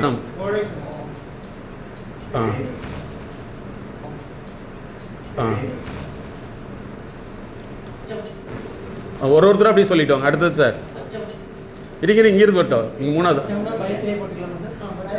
அச்சம் வேற பயம் வேற தயக்கம் சார் ஒருத்தராக சொல்லிட்டு வாங்க நீங்கள் இவர் சொன்ன முன்னாடி தான் எழுதணும்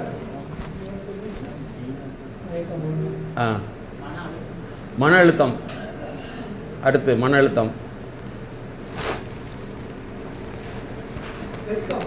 வெக்கம்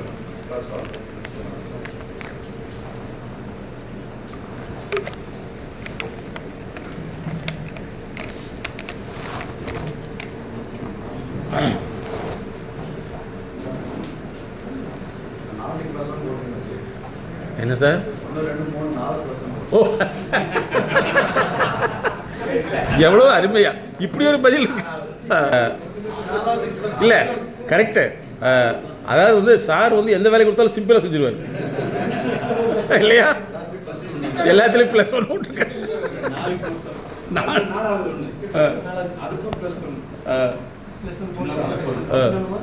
போட்டுருங்க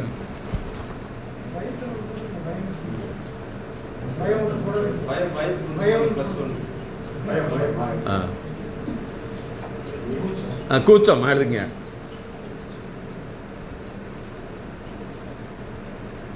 அதாவது வார்த்தைகள் வந்து நீங்கள் தெரிஞ்சுக்கணும் அச்சம் வேற பயம் வேற கூச்சம் வேற வெக்கம் வேற சரி ஓகே குட் அடுத்தது சார் அடுத்து அங்கே அந்த சைடு பதட்டம் சொல்லியாச்சு எழுதிட்டீங்க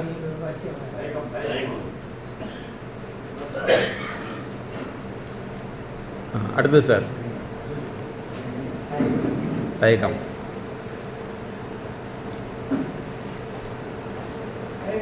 தயக்கம்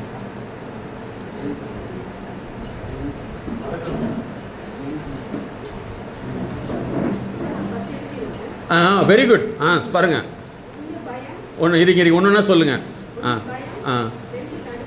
நடுக்கம் இருங்க அவர் டிக் எழுதுற முன்னாடி சொல்லுங்க வார்த்தைகள் வர அருமை அருமை இருங்க வெறிங்க எவ்வளோ அருமையாக சொல்கிறீங்க பாருங்க நீங்கள் கிரேட் பாருங்க நமக்குள்ள என்ன இருக்குன்னு தெரிஞ்சாவே நம்மளை மாற்றிக்கலாம் சார் மாத்திரக்குள்ள வழி தெரிஞ்சுக்கலாம் வார்த்தைகள் வராது அருமையான விஷயம்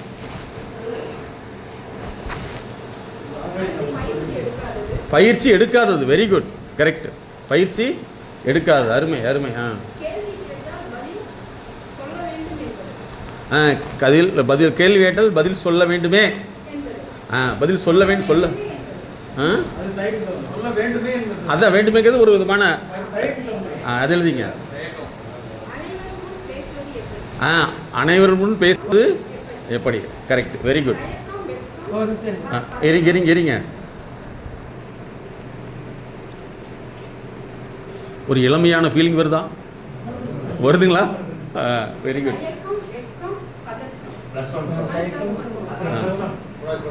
போட்டாச்சு. அடுத்ததுமா, அவ்வளோதானா? Very good. அடுத்ததுமா நீங்கள். மடினா பயமா? சோம்பேறித்தனம். கரெக்டு. இதாங்க நம்மகிட்ட இருக்கிறத உண்மையை சொல்லிட்டா சீக்கிரம் நம்ம டெவலப் ஆகிடலாம் இல்லைங்களா? பொய்யை சொல்லிட்டா நம்ம ஏமாந்த மாதிரி நமக்கே தோண்டிகிட்டு இருக்கும். Very good. நல்லா கரெக்டாக சொல்லியிருக்கீங்க. அடுத்தது சார் நீங்கள். சார் கவலை சார். கவலைங்கிறது இன்றைக்கி மிகப்பெரிய ஒரு டிசீஸ்னு இருக்குது. கவலையினால தான் பல பேருக்கு வந்து பிரச்சனையே. இருங்க எல்லாமே சொல்லுங்கள். 10 பாயிண்ட் சொல்லுங்கள். நீங்கள் எல்லாம் சொல்லுங்கள் சார். அச்சம் சார். நீங்கள் எவ்வளோ இருக்குதோ சொல்லுங்கள். இது வந்து சாம்பிள் கிடையாது. எத்தனை பாயிண்ட் எழுதிங்களோ அத்தனை ஒன்று போடுங்க. இருங்க அவங்க அவர் சார் சொல்லட்டும்.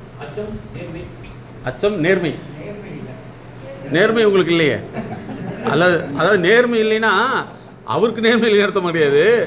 இந்த நேர்மைங்கிறது வந்து ஒரு உணர்வு, அதை வெளியே கொண்டு வர முடியல இல்லைங்களா? இயல்பு. கரெக்டு. இயல்பு. Very good. அப்படி போட்டுக்கலாம். இயல்பு சுபாவம்ங்கிற சொல்கிறோம் அல்லவா, அந்த மாதிரி. ஓகே, அடுத்தது சொல்லுங்கள் சார். தயக்கம்.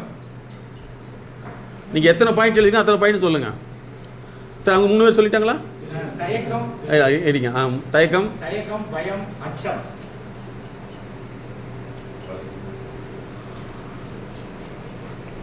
அடுத்தது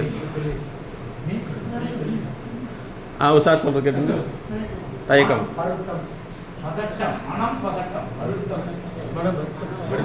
வருத்தம், மன வருத்தம், அனுபவமின்மை. Very good. இந்த ப்ரோக்ராம் முடிஞ்சு போகிறப்ப நீங்கள் எல்லாம் எக்ஸ்பீரியன்ஸ் மேனாக மாற போகிறீங்க. Okay student? எஸ். அடுத்தது எது சார்? கூச்சம். Very good. கூச்சம், வெக்கம். மூணாவது. அடுத்தது சார். பதட்டம், கவலை.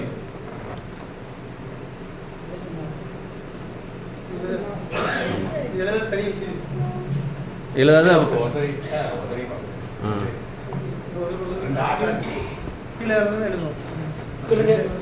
அடுத்து சொல்லுங்க சார். வெக்கம், கவலை சொல்லிட்டாரு. அடுத்தது கேள்வி கேட்பீங்களேன்னு பயம். கேள்வி பயம்னு ஓடுங்க சார். அடுத்து வந்து கேள்வி பயம். Correct sir. இதில் நீங்கள் தெரிஞ்சுக்க வேண்டியது, மருமகள் எடுத்தாலும் சரி மருமகள் எடுத்தாலும் சரி இந்த விஷயம் தெரிஞ்சுக்கணும். சம்மந்தியை பற்றி இன்னொன்று தெரிஞ்சுக்கணும். என்னன்னு சொன்னால், நிறையா சம்மந்தி மகளுக்கும் கூட கேள்வி கேட்டால் பிடிக்காது. அதுக்கு பேர் கொஸ்டின் டாட்ஜிங்னு ஒரு ப்ராப்ளம். அது வந்துருச்சுன்னா, என்னை பார்த்து நீ கேள்வி கேட்குற, என்ன நீ கேள்வி கேட்டே இருக்க, அப்போ என்ன நீ என்ன கேட்குறதுல பதில் சொல்லணுமா இப்படின்னு சொல்கிறாங்க. நீங்கள் பயப்படாதீங்க. அவங்களுக்கு பாவம், அது வியாதி. என்னது கொஸ்டின் டாட்ஜிங்கிற வியாதி. அது அவங்களுக்கு சொல்ல தெரியாது. கேள்வி கேட்டால் பதட்டமாயிடும். என்ன நீ, நான் யார் தெரியுமா உனக்கு, நீ என்ன சாதாரண பேசிட்டு இருக்கியா, இல்லை கேட்குற சொல்லு எனக்கு இதெல்லாம் பிடிக்காதுங்க அப்படின்னாவே புரிஞ்சுக்கணும். ஏகப்பட்ட அலர்ஜி. ஓகே, குரி. இது நல்ல இது விஷயம். கேள்வி பயம். ஓகே, அடுத்து சார். என்ன சார்? மேடை பயம். Very good. அவமானப்பட்டு விட்டுருமோ என்ற பயம். அவமானத்தை பற்றிய பயம். Very good. ஐயா நீங்கள் சொல்லிட்டீங்களா? நீங்கள் வந்துட்டீங்களா? உங்களுக்கு அடுத்து இருக்குது. ஓகே, நீங்கள் சொல்லுவா. கவலை. இருங்க ஒன்றுன்னா அவர் தேடி கண்டுபிடிக்கணும். 15 ஐட்டம் இருக்குல்ல. கவலை ஒன்று. அனுபவமின்மை. ஓகே, அடுத்தது அவ்வளோதானம்மா? இவங்க அடுத்தது மன கஷ்டம். எழுதுங்க. மன கஷ்டம் என்ன சார்? ஒன்றை சொல்கிறதா 2 சொல்கிறதா, எத்தனையும் சொல்கிறது. நான் சொல்லணும்னா நாளைக்கு நான் சாயங்காலம் வரைக்கும் இங்கே தான் இருக்கணும். போனால் போதும் பேசிக்கிறேன்.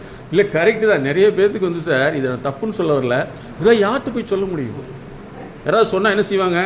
பிரச்சனையே வராத மாதிரியே நம்மகிட்ட பேசுவாங்க. எங்களுக்கெல்லாம் பிரச்சனைனா பிஸ்கட் சாப்பிட்ற மாதிரிங்க இல்லையா? அதுக்கப்புறம் இன்னொன்று சொல்லுவாங்க, இதெல்லாம் கூட சமாளி தெரியாமல் எதுக்கு உயிரோடு இருக்கேன்? இத்தனை நாள் எப்படி இருந்தா? இன்னும் ஒரு சிலர் உனக்கு இது வேணும் இல்லையா? அப்போ நம்மளுடைய உண்மையான நிலை யார்ட்டுமே சொல்கிறதுக்கு முடியவே முடியாதுங்கிறதுக்காக தான் நாங்கள் இந்த ஜஸ்ட் காலனே உருவாக்கணும். ஓகே, ஆமாம், நீங்கள் சொல்லுங்கம்மா. தயக்கம். ஓகே, அடுத்தது உற்சாகமின்மை. உற்சாகமின்மை நல்ல வேர்டு. உற்சாகமின்மை, உற்சாகமின்மை, சோர்வு, தயக்கம்.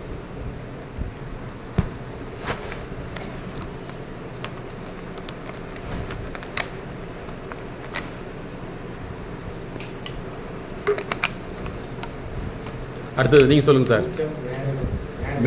கூச்சம், மேடை பயம்.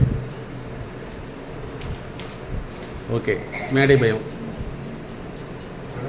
அணுவுமின்மை. Very good. அவ்வளோதானா? ஆமாம், இப்போ நீங்கள் எழுதுறீங்கல்ல சார், நீங்கள் வந்தவங்க என்ன எழுதிருப்பீங்க? நோட்டை பார்த்து வந்துடுங்கிறாரு, எட்டுவாங்க. எழுதியிருக்காரு, அதையும் சொல்லுங்கள், பரவாயில்ல. நீங்கள் வந்துட்டீங்கல்ல மேடைக்கு, வந்ததுக்கு என்ன காரணம்? நீங்கள் இந்த சைடு எழுதிங்க. நீங்கள் வந்தவங்களும் சொல்லுங்கள், என்ன எதனால வந்தீங்க? எழுதுங்க. Very good. ஒன்று ஆர்வம். அப்புறம் அடுத்தது அப்படி நீங்கள் என்ன எழுதுறீங்க எழுதுங்க, சொல்லிகிட்டே எழுதுங்க.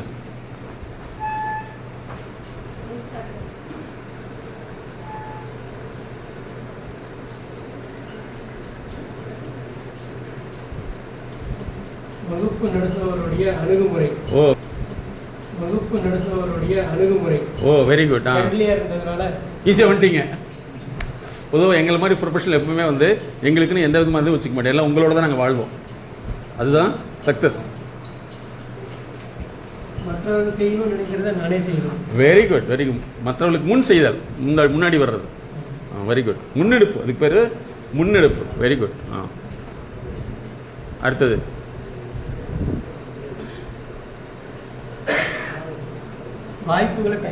வாய்ப்பை பயன்படுத்தல். முக்கியமான விஷயம், வாய்ப்பை பயன்படுத்தல். அவ்வளோதானே சார்? நீங்கள் வந்தவங்க யாராவது? சரி, அது பரவாயில்ல, நீங்கள் சொல்லிட்டீங்க. Very good. உட்காருங்க. இப்போ உட்காருங்க சார் ப்ளீஸ். Thank you, great. எல்லாமே அருமையாக சொல்லிட்டீங்க இல்லையா? அதாவது நீங்கள் இந்த என்ன சார்? நீங்கள் சார் வாங்க வாங்க வாங்க. அப்படி படிக்க எழுதிக்கலாம். இருங்க வாங்க எழுதுங்க. Very good. இந்த முன்னெடுப்பு தான் வேணும். எழுதிங்க sir. Sir class leader. Very. இப்போ ஏதாவது லீடர் இருக்கீங்களா? Class leader. வெரி. இப்போ ஏதாவது லீடர் இருக்கீங்களா? எஸ்பிஎல். ஸ்கூலில் எஸ்பிஎல் இப்போ இருக்கா? பாருங்க, நின்று இருக்காரு. Very good, very good, very good. Union, அதான் பாருங்க, ஸ்கூல்லையும் லீடரு, இங்கே வேலைக்கு வந்த இடத்துலையும் லீடர். Very good, great. என்ன சார்? குடும்பத்தில் கடைசி பையன், எல்லா குடும்ப பாரத்தை சுமந்த ஒரு வெரி குட். குடும்ப பாரத்தை சுமந்தது சார். இப்போ எழுதுறது லீடர், இளமையிலிருந்தே லீடர். ஸ்கூல்ல எழுதுங்க. அதாவது தலைமை பதவி, தலைமை தன்மைன்னு ஓடுங்க, பதவி வேண்டாம், தலைமை தன்மை. Very good, very good, very good. பாருங்க எவ்வளோ explanation. Very good, very good. அடுத்து என்ன செய்ய தலைவரே? ஹலோ, நீங்கள் அடுத்து என்ன செய்யணும்னா இந்த மாதிரி ஒரு ப்ரோக்ராம் ஆர்கனைஸ் பண்ணுறீங்க, சரியா? பாருங்க, உண்மையிலே கிரேட். நல்லது பண்ணி நீங்கள் என் கூட சேர்ந்துக்குங்க. அதாவது நல்லா தெரிஞ்சுக்க சார், நாங்கள் டேடுன்னு ஒன்று வச்சுருக்கோம். டேடு. ஐயா உட்காருங்க. தேங்க்யூ. டேடுனா DAD, dad, digital asset development. முன்னாடியெல்லாம் மனிதர்கள் இறந்தாங்க வாழ்ந்தாங்கிறதுக்கு மண்ணில் தேடிட்டு இருந்தாங்க, அப்படி தானே? இனிமேல் அது இருக்காது. இதெல்லாம் மின்னணுவில் தேடுவாங்க. எப்படின்னா நீங்கள் பிறந்தீங்களா இருந்தீங்களான்னு சொல்லி போட்டு எலக்ட்ரானிக்கில் தேடுவாங்க. அப்போ உங்களுடைய வாழ்க்கை பதிவை உருவாக்கிட்டோம்னா நமக்கு ஒரு மகிழ்ச்சியாக இருக்கும், பிறருக்கும் ஒரு மகிழ்ச்சியாக இருக்கும். இப்போ உங்களுடைய 3வது தாத்தா உங்களுக்கு தெரியுமா? தெரியவே தெரியாது. ஆனால் இப்போ நாங்கள் பண்ணியிருக்கிறது டிஜிட்டல் அசட் டெவலப்மெண்ட் சொல்லி உங்களுடைய விஷயங்களை டிஜிட்டலைஸ் பண்ணிகிட்டே வந்தோம்னா உங்களுக்கு ஒரு குறிப்பிட்ட காலத்துக்கு முன்னாடி பார்க்க நமக்கே சந்தோஷமாக இருக்கும். நம்ம எவ்வளோ செஞ்சுருக்குமான்னு சொல்லிட்டு, இல்லையா? அதுதான் பண்ணிகிட்டு இருக்கோம். உங்களே ரொம்ப நன்றி சார். உங்கள் பேருங்க sir? Selvaraj. Selvaraj. Very good, very good. So இப்போ பாருங்கள், இப்போ நீங்கள் இவ்வளோ விஷயம் இருக்குது. இதை இன்னையிலிருந்து நீங்கள் மாற்றுறதுக்கு முயற்சி பண்ணணும். ஏன்னா நீங்கள் இன்னிலிருந்து ஸ்டூடெண்ட். பேச்சவே காணோம். எஸ் எஸ், இன்னிலிருந்து நீங்கள் ஸ்டார்ட் பண்ணணும். இது எல்லாத்தையும் கடந்து வரணும், எல்லாத்தையும் கடந்து வரணும், நடந்து வரணும். பறந்து வர முடியாது, இதுக்குள்ளே போய் தான் வர முடியும். இதை நீங்கள் மாற்றினீங்கன்னா உங்களோட ஏஜ் வந்து நான் அப்படியே சொன்ன மாதிரி 16 கம்ப்ளீட் ஆகிடும். வெளியே சொல்லக்கூடாது, அப்போ அது 77 மாறிடும். ஏன்னா யாருமே வந்து நம்முடைய வளர்ச்சியை வந்து ஏற்றுக்கொள்ளக்கூடியவர்கள். ஒரு வேளை உங்கள் அம்மா அப்பா இருந்தால் ஏற்றுக்கலாம். ஒரு சிலர் வந்து உண்மையான மனைவியாக இருக்கும், ஏற்றுக்குவாங்க. இன்னும் ஒரு சிலர் வந்து அதை ஏற்றுக்காதவங்களும் இருக்காங்க. அதுக்கு பல காரணங்கள் இருக்கும் இல்லைங்களா? ஊருக்கே நீ செஞ்சுட்டு எப்படி சொல்லக்கூடியவங்களும் இருக்காங்க, ஊருக்கு செய்யும் சொல்லக்கூடியவங்களும் இருக்காங்க. சரி, ஓகே. ஸோ ஃபஸ்ட்டு இதை நீங்கள் கடந்து வரணும், இது முக்கியமான விஷயம். அப்புறம் நீங்கள் இத்தனை விஷயங்கள்னால எதுலையாவது பாதிச்சிருப்பீங்க. இதை முன்னாடியே நமக்கு தெரிஞ்சிருந்தா நிறைய வாய்ப்புகளை நம்ம பெற்றிருக்கலாம் அல்லவா அப்படின்னு உங்களுக்கு தோணிருக்குதா? தோணுச்சா? அம்மா நீங்கள் சொல்லுங்கள், வாங்க இங்கே வாங்க, வாங்க முன்னாடி வாங்க, உங்களை எல்லாத்தையும் பேச வச்சு வாங்க வாங்க இங்கே வாங்க, இங்கே முன்னாடி வாங்க, நீங்கள் வாங்க. இனிமேல் வெக்கம், மானம், சூடு, சொரணை இதெல்லாம் வந்து வளர்ச்சிக்கு தடைன்னு நினச்சிக்கணும். வளர்ச்சிக்கு தடை. அதை விடை காண்றதுக்கு தான் நாங்கள் மைண்ட் செட் நாலேஜ் கண்டுபிடிச்சிருக்கோம். Very good. அதாவது அவங்க ஒரு 10 பாயிண்ட் எழுதியிருக்காங்க. நான் உண்மையிலே சொல்கிறேன், ஒவ்வொரு பெண்களுக்கும் சரி ஆண்களுக்கும் சரி தனக்குன்னு ஒரு வாழ்க்கையில் வந்து எதையாவது ஒன்று உருவாக்கணும்னு ஒரு எண்ணம் இருக்குது. அது பல காரணங்களால வந்து தடைபடும். ஒரு சிலருக்கு வந்து வீட்டில் உள்ள பெண்கள் முன்னாடி போயிடுவாங்களோ அப்படின்னு அச்சம், பீதி, பயம் இருக்கும். ஒரு சிலர் வந்து அதை என்ன செய்வாங்க அப்படின்னு சொன்னால் முன்னேறி சொல்லிடுவாங்க, அவங்களால முடியாது, அப்படியும் இருக்குது. அதனால் வந்து உங்கள் பேருங்கம்மா? உமாதேவி வந்து நீங்கள் இதனால் வந்து எப்படி இதெல்லாம் முன்னாடி இருந்தால் நம்ம எப்படி வந்திருக்கோம், இதெல்லாம் நமக்கு தடையாக இருந்தது, அதில் எப்படி நம்ம பாதிச்சுங்கிறத சொல்லுங்கள். ஃபர்ஸ்ட் ஆஃப் ஆல் பயம் சார், பயம். இனிமே ஒரே நிமிஷம், நீங்கள் ஒரு பயம் சொல்லி போட்டு அது நடந்த நிகழ்வு வந்து இந்த தாள் எனக்கு இழந்தது அப்படின்னு சொல்லுங்கள். பெண்கள் வந்து எப்பயுமே முன்னுக்கு வரக்கூடாது அப்படின்னு சொல்லி ஒரு ஆதிக்கம் ஃபர்ஸ்ட் இருந்தது சார் நம்மளோட ஜென்ரேஷனில், எங்கள் ஜென்ரேஷனில். இப்போ அப்படி இல்லை, ஆணும் பெண்ணும் சமங்கிற அந்த இதில் வந்துட்டாங்க. ஃபஸ்ட்டில் வந்து அந்த மாதிரி இல்லை சார். பெண்கள் தான் இந்த குறிப்பிட்ட ஸ்டேஜுக்குள்ளே தான் இருக்கணும், வட்டத்துக்குள்ளே தான் இருக்கணும் அப்படின்னு சொல்லி அதில் ஒதுக்கப்பட்ட நிலையில் இருந்தனால அந்த பயம், அச்சம், நடுக்கம் எல்லாமே எங்களுக்குள்ளே இருந்துச்சு. முன்னுக்கு எடுத்து செல்ல முடியல. அதுதான் ஃபஸ்ட்டு ஒரு காரணம் சார் எங்களுக்கு. குட். அடுத்து செகண்ட் என்னன்னா, கணவன் இப்போ ஒரு குடும்பத்துக்குள்ளே போகும்போது கணவன் சொல்படி நடக்கணும் அப்படிங்கிற அந்த கோட்பாட்டில் நாங்கள் வந்துடுறோம். குடும்பம் அப்படிங்கிற ஒரு வட்டத்துக்குள்ளே வரும்போது அப்போ அது ரெண்டாவது. ஓகே. சமுதாயத்துக்கு கட்டுப்பட்டு இருக்கணும். பேசுனா அது வந்து தவறாக நினைப்பாங்க. நல்ல வார்த்தைகள் வரும்போது அது நல்ல அந்த வார்த்தைகள் சரியில்லைன்னு சொல்லி சொல்லுவாங்க. அருமையான பாயிண்ட். நல்ல வார்த்தைகளை சரியில்லை என்று முத்திரை குத்தி மூஞ்சி மேலே உட்கார வைக்கிறது. வெரி குட், அருமையான விஷயம். அடுத்ததுமா நிறைய இருக்குது சார் வார்த்தைகள். ஒன்றுன்னா சொல்லுங்கள், பரவாயில்ல.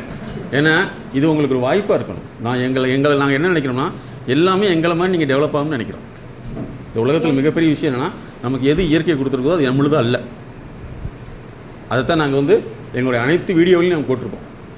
ஓகே சார், நான் எப்படியும் வாழலாம், இப்படியும் வாழலாம், இப்படித்தான் வாழணும்னு சொல்லி ஒரு வரைமுறை இருக்குது சார். அந்த வரைமுறையில் தான் லேடிஸ் அப்படின்னா நாங்கள் பெண்கள் அந்த கோட்பாட்டுக்குள்ளே தான் நாங்கள் போயிட்டு இருக்கணும். தடமாறி போனால் அது ரொம்ப கஷ்டம் சார். இந்த ஒரு வார்த்தையில் தான் நாங்கள் போய்கிட்டு இருக்கோம். இப்போ இப்படி தான் வாழணும் அப்படின்னு சொல்லி ஒரு கோட்பாட்டில் அது தவறாங்க சார். Very good. உமாயிடம் சொல்கிறது அதாவது என்னென்னா, ஒரு பாதையே தெரியாத ஒருத்தருக்கு வந்து இதுதான் பாதைன்னு சொல்லிவிட்டு அதுதான் அவங்க நம்பியாகணும். ஆனால் ஆக்சுவலாக வந்து ஒரு பெண் அப்படிங்கிறது வந்து சமையலுக்காகவும் அல்லது வந்து சந்ததிக்காகவுமே அல்ல, அறிவுக்காகத்தான் ஒரு பெண். அதனால தான் இன்னொரு குடும்பத்தில் நம்ம பொண்ணு எடுக்கிறதுடைய நோக்கம் என்னென்னா, நம்மளுடைய டிஎன்ஏவும் அந்த டிஎன்ஏவும் இணைந்து புதிய ஒரு சந்ததி உருவானுங்கிறது தான். நிறைய பேர் தவறான விஷயத்தில் வந்து இப்போ இவங்க சொன்னது வச்சு சொல்லலை, நீ இப்படி தான் ஒரு போகணும், அடக்கமாக தான் இருக்கணும். அடக்கங்கிற பேரில் வந்து ஒரு வட்டத்தை போட்டு அந்த பெண்ணை வளர விடாமல் பண்ணிடுது. தேயிலை செடியுடைய வயசு எவ்வளோ தெரியுமா அவங்களுக்கு? ஊட்டிக்கார் சார் சொல்லுங்கள், தேயிலை செடிக்கு வயசு எவ்வளோ இருக்கும்? 100. Very good. ஆனால் 100 வருஷம் ஆயிடுச்சுன்னா அதுக்கு பேர் நம்ம என்ன சொல்லணும்? மரம்னு சொல்லணும். ஆனால் அதுக்கு பேர் என்னது? எதனால காரணம்? நுனி வெட்டுதல். இந்த மாதிரி நுனி வெட்டப்பட்ட பெண்கள் தான் இன்னைக்கு வந்து ஃபுல்லாகவே இருக்காங்க. ஆனால் அவங்க ஆக்சுவலாக வந்து மரமாக மாற வேண்டி இருக்குது. ஆனால் இப்படித்தான் வாழணுங்கிறது அவங்க ஒரு பெண் அப்படின்னா அடக்கி வைக்கணும்னு நினைக்கிறாங்களே தவிர அதை அறிவு வைக்கணுங்கிறது நினைக்க தெரியல. இது உங்களுக்கு வாய்ப்பாக நினச்சிட்டு இனிமேல் வந்து எல்லா விஷயத்தையும் உருவாக்குங்க. இன்னொன்று நான் என்ன சொல்கிறேன்னா, முதல் உங்களுடைய பெண் குழந்தைகள்லாம் ஃபஸ்ட்டு நீங்கள் மேடத்திட்ட கன்சல்டேஷன் எடுத்துகிட்டு வந்து அவங்க என்ன பண்ணணும்னா, வாய்ப்பே கிடைக்கல ஒரு பெண்ணு வந்து கணவனால் கூண்டு கிளிவோல் வளர்த்தப்படுகிறாங்க அப்படின்னா அந்த பெண் ஆகிட்டே இருந்தால் நிச்சயமாக அது ஒரு வாய்ப்பு ஒன்று கிடைக்கும். பாருங்கள், இவங்க என்றைக்கோ நினச்சிருக்கலாம் நமக்கு இப்படிலாம் கிடைக்கலன்னு சொல்லி, இன்றைக்கி இந்த வாய்ப்பு கிடைச்சிருக்கு பார்த்தீங்களா. இன்னைக்கு ஒரு ஸ்டூடெண்ட்டாக சார் சொல்லும்போது ஏதோ ஒரு 10 வயசு நமக்கு கம்மியான மாதிரி தானே இருக்குது. நமக்கு அது பெரிய ஒரு அச்சீவ்மெண்ட்டு தானே நமக்கு எல்லாத்துக்கும். ரொம்ப நம்மளுக்கு ஏபிளாகவும் எபிலிட்டியாகவும் ரொம்ப ட்ரஸ்ட்ஃபுல்லாகவும் இருக்குது நமக்கு. அது ரொம்ப அப்ரிஷியேட் பண்ணுறோம் சார். நாங்கள் தேங்க்யூம்மா, தேங்க்யூ. எங்களுக்கு நல்லா இருக்குது, எனர்ஜிக்காக இருக்குது சார். வெரி குட், ரொம்ப வெரி குட், நல்லா இருக்குது எங்களுக்கு. Very good. இன்னும் நீங்கள் சிறப்பாக வரணும். அதனால தான் எங்கள் ப்ரோக்ராம் வந்து உங்களுக்கு எப்போ டிசைட் பண்ணாங்களோ எங்கிட்ட ஃபஸ்ட்டு அப்பாயின்மெண்ட் வாங்கிட்டு அதுக்கப்புறம் தான் ப்ரோக்ராம் டேட் உங்களுக்கு அனௌன்ஸ் பண்ணுவாங்க. அதுக்கு காரணம் இந்த அதிகாரிகள் தான், அவங்கள தான் நீங்கள் பாராட்டணும். யோகா சொல்லும்போது எங்களுக்குள்ளே ஒரு பயம் வந்துருச்சு. யோகா செய்யணும், இல்லாட்டி நம்மளோட உடம்பு ரீதியாக நமக்கு நோய் நொடி வந்துடும் அப்படின்னு சொன்னாங்க. அடுத்து எகைன் நம்ம சார் கிளாஸ் எடுக்கும்போது 10 வயசு நம்ம கம்மி ஆயிடுச்சு, இனி நம்ம நல்லா இருக்கும், நம்மளோட வாழ்க்கை தரம் வந்து இன்னும் உயர்ந்து போகும், நம்மளால் எல்லாம் சாதிக்க முடியும், இனிமேல் இன்னும் நல்லா செய்யலாம் அப்படிங்கிற உற்சாகம் வருது. வெரி குட்மா, வெரி குட், தேங்க்யூம்மா, தேங்க்யூ, குட், அருமை. இங்கே பாருங்கள், அதாவது வந்து உங்களுடைய அறிவை புதுப்பிக்க நீங்கள் இளமையாகிடுவீங்க. மேடம் வந்து நிறைய பெண்கள் வந்து 70 வயசில் நடக்க முடியாது. அதுக்கப்புறம் ஏதோ ஒரு பிரச்சனை இருப்பாங்க. இவங்கள மேடத்தில் வந்து கன்சல்டேஷன் வரும்போது சிலர்லாம் வந்து 3 மாதத்துலலாம் 3 வருஷமாக எடுத்துருக்காங்க. எடுத்த பின்னாடி பார்த்தீங்கன்னா 70 வயசில் வந்து ஒரு லேடி வந்து 4 மாடி ஏடி போகுது. அதுக்கு முன்னாடி வந்து வீல் சேரில் தான் போயிட்டு இருந்தது. அப்போ அறிவை புதுப்பிக்கிறப்ப நம்ம இளமையாக மாறலாம். உங்களுக்கு உடலுக்கு வந்து நல்லா தெரிஞ்சுங்க, உடலுக்கு வயசாகிட்டே இருக்குது அப்படிங்கிறது இயல்பு நிலை. ஆனால் உள்ளுக்குள்ள செல்லு எப்போ செத்து போகும்னா சொல் மூலமாக தான் செத்து போகும். சொல் இல்லைங்களா, நீ எல்லாம் உருப்படவே முடியாதுங்கிறது சொல். அந்த சொல் வந்து தவறுன்னு சொல்ல முடியாது, அது எந்த சமயத்தை சொல்லுங்கிறத கரெக்ட். ஏன்னா இதுக்கு பதிலாக என்ன செஞ்சு நான் நிறைய பேர் புகழ்ந்து அந்த புகழ்ச்சியும் அவங்களுக்கு செல்லை இழக்க வச்சிருது. புகழ்ச்சி வந்து அதை விட செல்லை இழக்க வச்சிடும். ஆனால் உண்மையான நிலை தான் வளர வைக்கும். அதனால் நீங்கள் வந்து இன்னையிலேருந்து எந்த விஷயம் இருந்தாலும் முன்னாடி நீங்கள் வர்றதுக்கு பழகிக்கணும். புதிய அனுபவத்தை நாம் எடுத்துக்கணும். ஓகேவா?